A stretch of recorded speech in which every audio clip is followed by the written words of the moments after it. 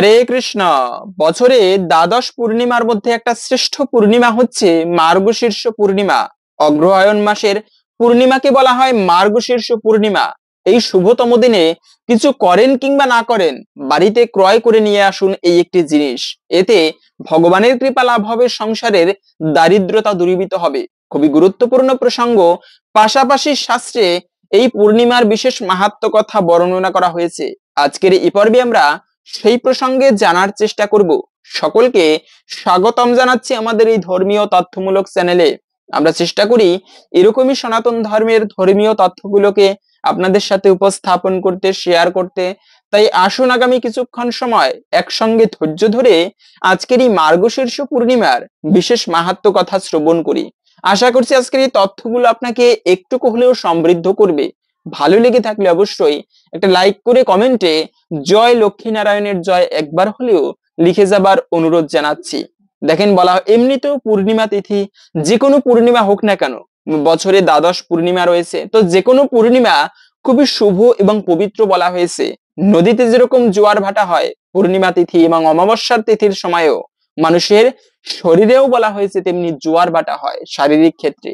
পূর্ণিমার সময় মানুষের জীবন প্রবাহ ঊর্ধ্বমুখে থাকে এবং অমাবস্যার সময় মানুষের জীবন প্রবাহ নিম্নমুখে থাকে।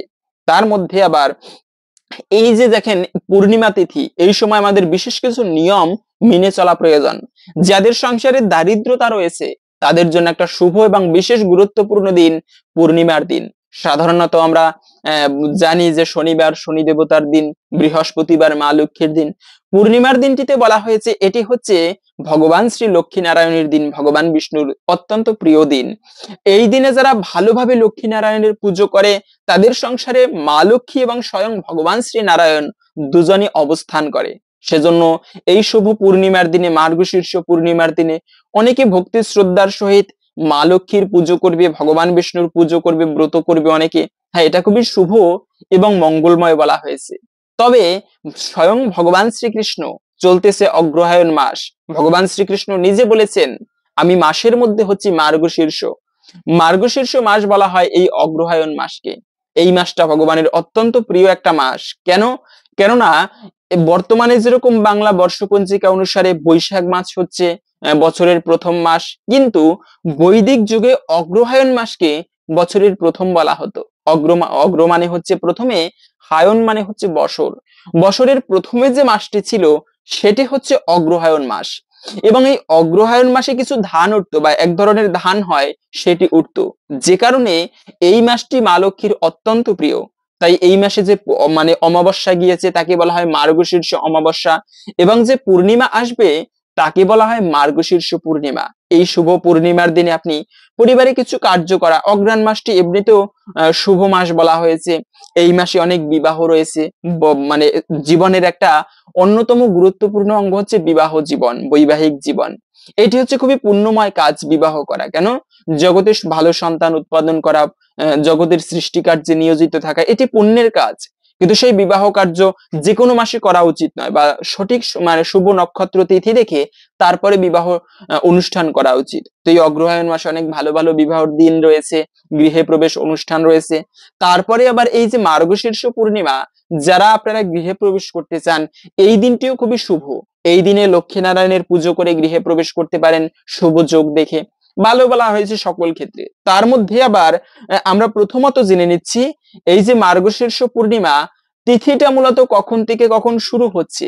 পূর্ণিমা তিথি শুরু হবে মূলত আগামী 14ই ডিসেম্বর বিকাল 4:15 থেকে 15 ডিসেম্বর দুপুর 2:36 পর্যন্ত।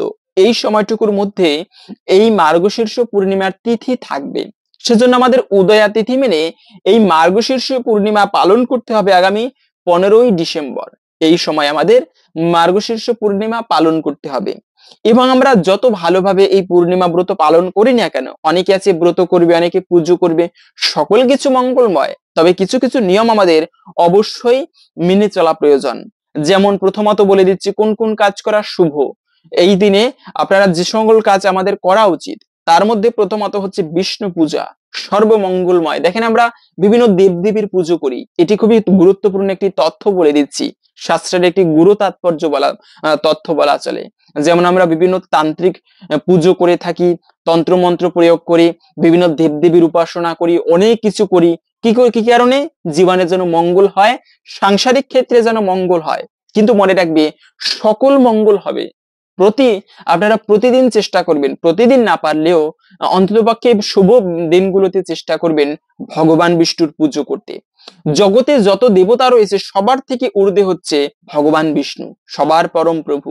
তার পুজো করলে সবাই আপনা থেকে প্রসন্ন হয়, সবার পুজো করা হয় এবং বিষ্ণু পুজো করার মাধ্যমে জীবনে প্রকৃত মঙ্গল সাধিত হয়।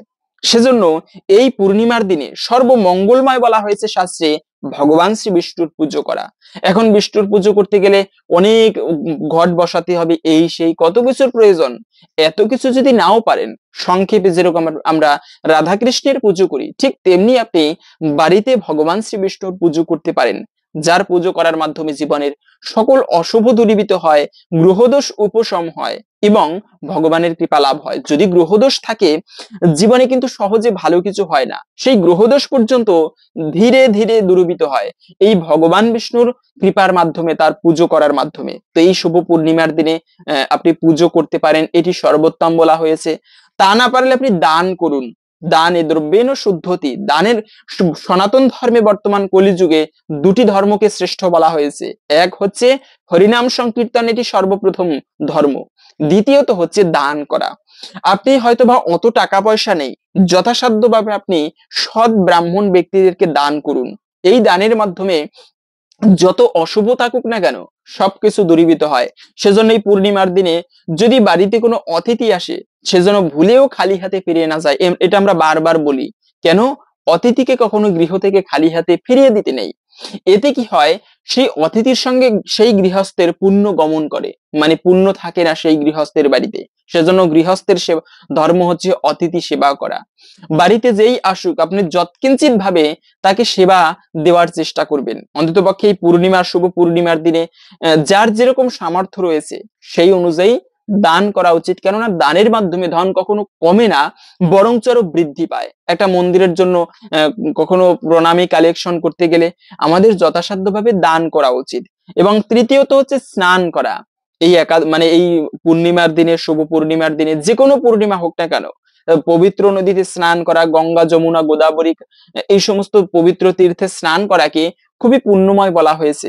আপনারা এই পবিত্র নদীতে যদি গঙ্গা থাকে পাশে, গঙ্গায় স্নান করতে পারেন বা যে কোনো পুণ্য তীর্থে স্নান করতে পারেন এই পূর্ণিমার দিনে সকালবেলা প্রভাতকালে। এটি খুবই শুভ এবং মঙ্গলময় বলা হয়েছে। তবে মনে রাখবে, পূর্ণিমার দিনে কিছু কিছু কার্য করাকে আমাদের খুবই অশুভ এবং অমঙ্গলের বলা হয়েছে। এতে জীবনে দুর্ভাগ্য আসে, গ্রহদোষ লাগে। তো আমরা সেই সমস্ত বিষয়ে জেনে নিচ্ছি কোন কার্যগুলো এখনো ভুলেও এই পূর্ণিমার দিনে করা উচিত নয়। আমরা ভিডিওর মূল প্রসঙ্গ জেনে নিচ্ছি, এই দিনে যে জিনিসটি বাড়িতে ক্রয় করে আনা উচিত। তবে তার পূর্বে এই দিনে মনে রাখবে, ভুলেও ক্ষৌর কর্ম করা উচিত নয়। ক্ষৌর কর্ম মানে কি? চুল, দাড়ি, নখ এগুলো কখনো কাটা উচিত নয়। চুল, দাড়ি, নখ এগুলো বলা হয়েছে শরীরে নদীর অংশ।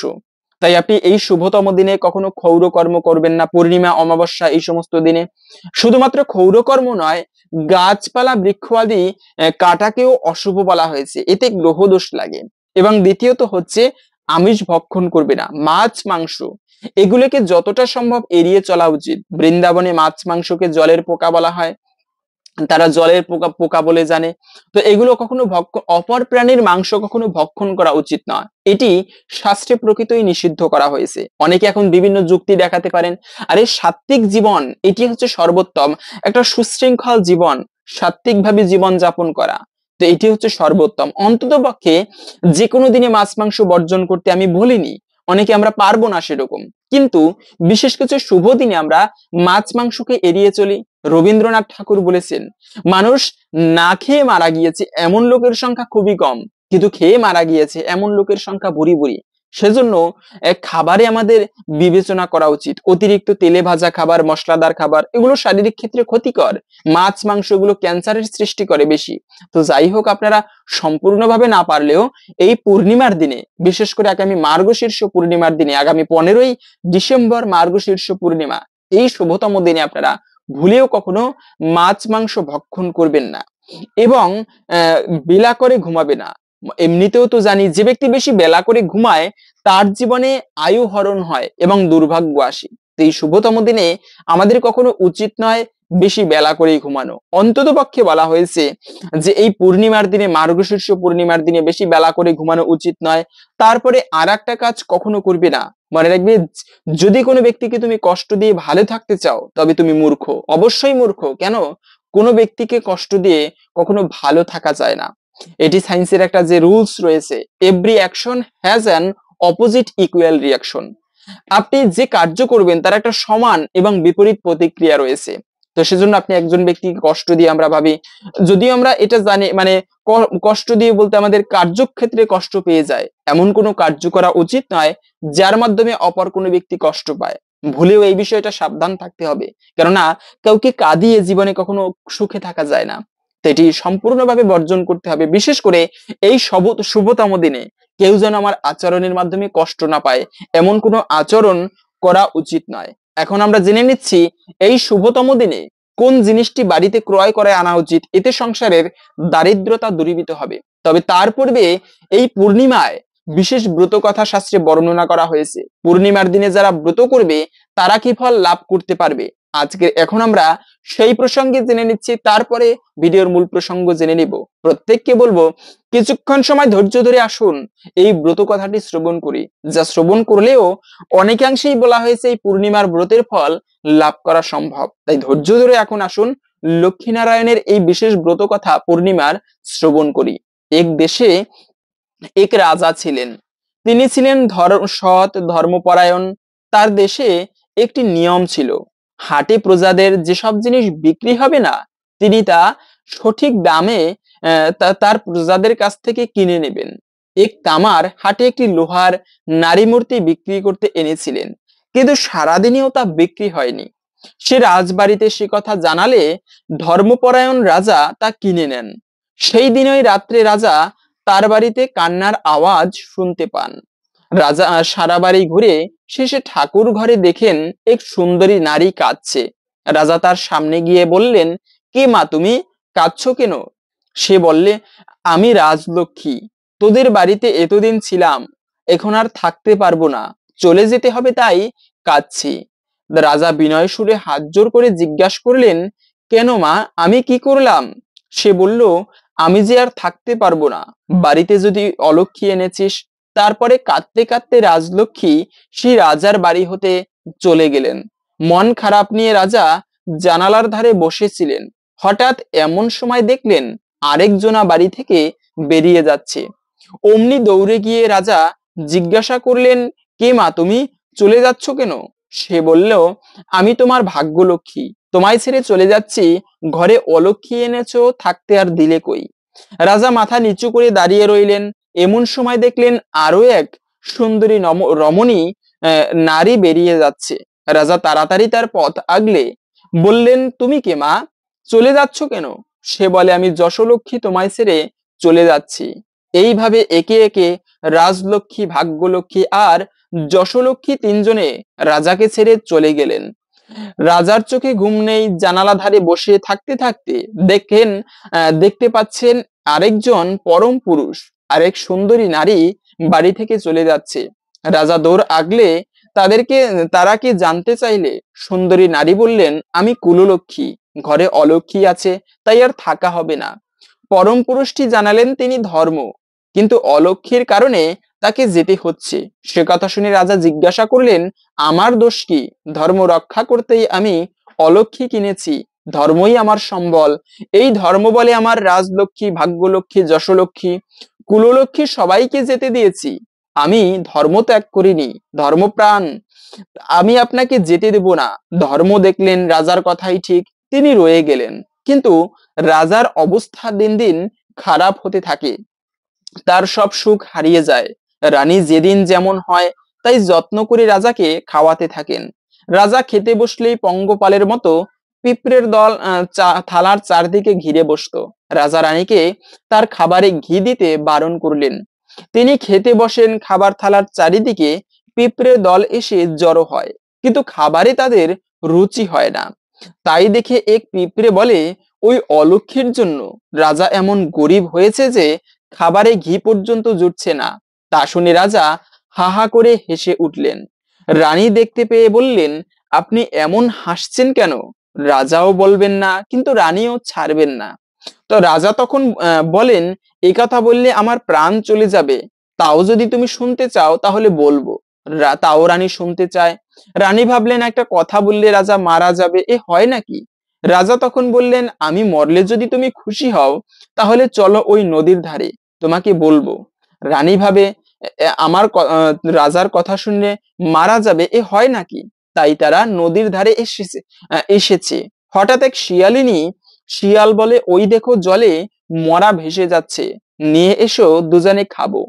তাই শুনে শিয়াল বলে, আমি কি রাজার মতো বোকা নাকি যে রানীর কথায় প্রাণ দেব?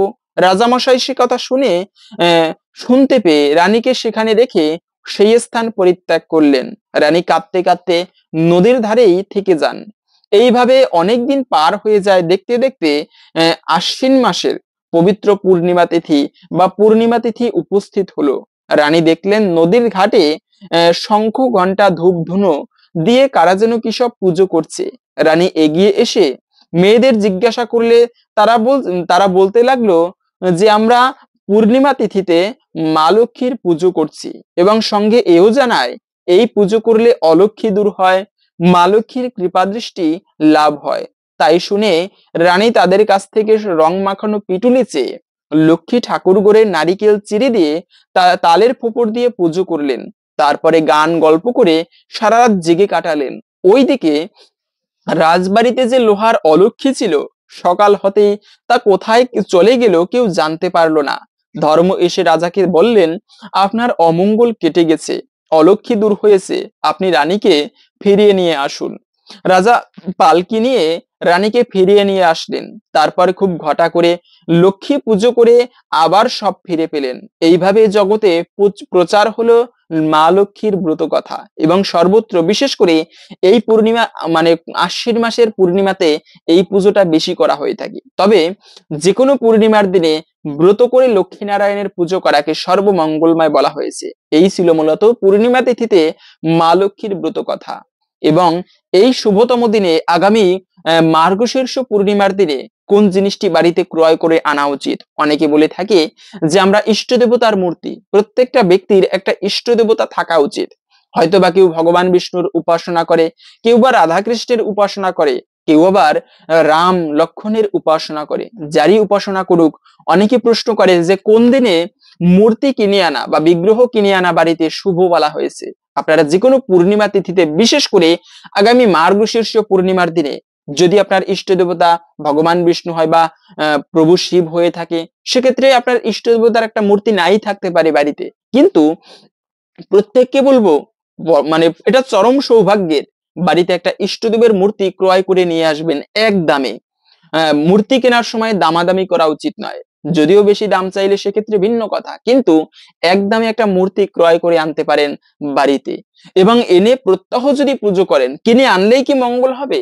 হ্যাঁ, অবশ্যই ইষ্ট দেবতার মূর্তি বাড়িতে থাকা সর্বমঙ্গলময়, তবে কিনে আনলেই হবে না। প্রতিদিন যদি সেটির পুজো করা হয় সেই মূর্তির, এতে ভগবানের কৃপা লাভ হয়, ইষ্টদেবের কৃপায় জীবনের সকল অশুভ দূরীভূত হয়, সৌভাগ্যের উদয় হয়। হরে কৃষ্ণ।